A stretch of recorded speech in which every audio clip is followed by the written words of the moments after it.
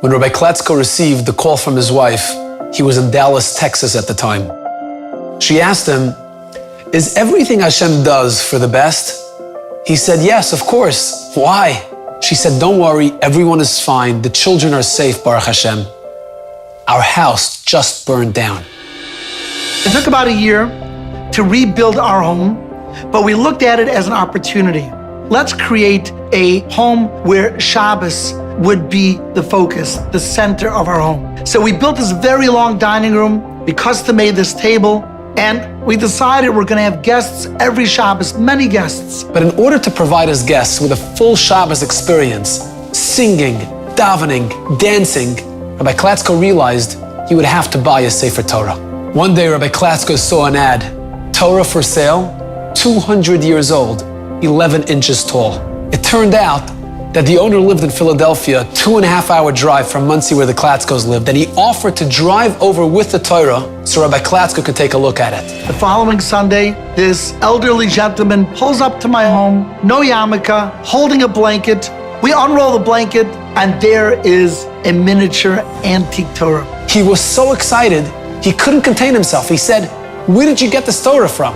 The seller said, "My father, who was a Holocaust survivor, was a rabbi in the Catskills in New York after the war.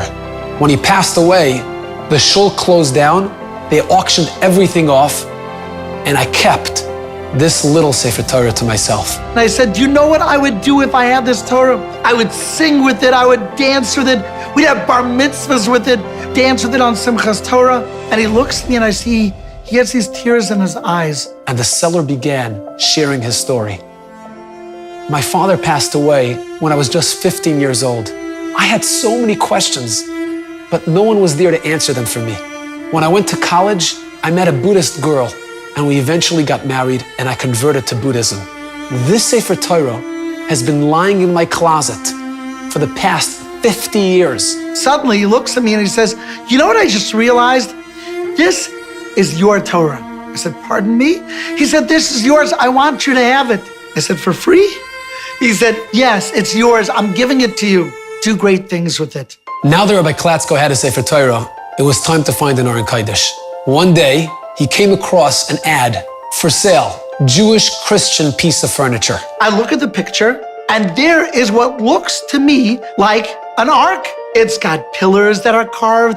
It has these little doors. The only thing that made no sense was at the very top of this piece of furniture was a big cross. He contacted the seller and he asked him, "Where did you get this piece of furniture from?" The owner told him, "We're an estate liquidator, and when someone dies without relatives, we auction off all of their stuff.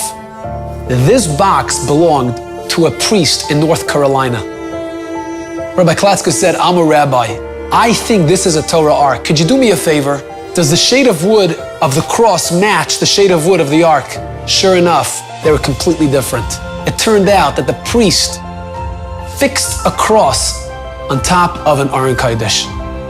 Rabbi Klatzko offered $1,300, and a few days later, the Aron Kodesh arrived. He took off the cross, and in a moment of truth, he put the Sefer Torah into the Aron Kodesh. It was a perfect fit.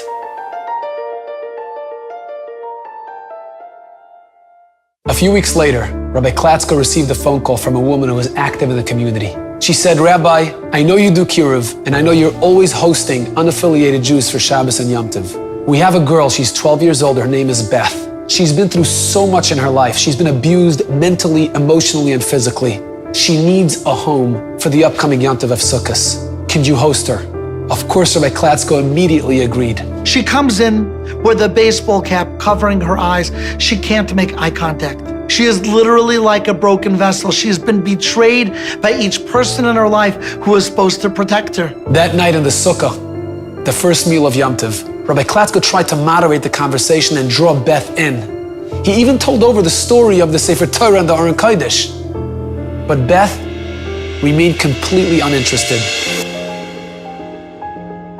The next morning, everyone noticed a sudden change in behavior in Beth. She was sitting on the floor playing with the children, helping Mrs. Klatzko out in the kitchen, laughing, smiling, enjoying everybody's company. It wasn't until after Yom Tov when they spoke with the community activist that they found out what happened. The lady says, "Apparently, on the first night of Sukkot, you told them a story of a Torah and an ark that you had just acquired. That night, when everyone was asleep, Beth got out of her bed, tiptoed out of her room, went downstairs. She goes over to that ancient ark, takes out that ancient Torah. She presses her cheeks against that Torah, and she begins to weep and cry and pray. Master of the world, you found a home for a little Torah that no one appreciated, no one saw its value. It was stocked away in a Buddhist closet for 50 years. You found a home for this miniature Aron Kodesh that was in a church by a priest for so many decades. Nobody knew its value, no one appreciated it. Hashem, can you please help me find a warm Jewish home, a place where I will feel loved and appreciated? It was that moment that was a turning point for Beth and began her healing process. A few months later, we adopted her, and she's become an inspiration to so many other young ladies who have been through difficult times in their lives.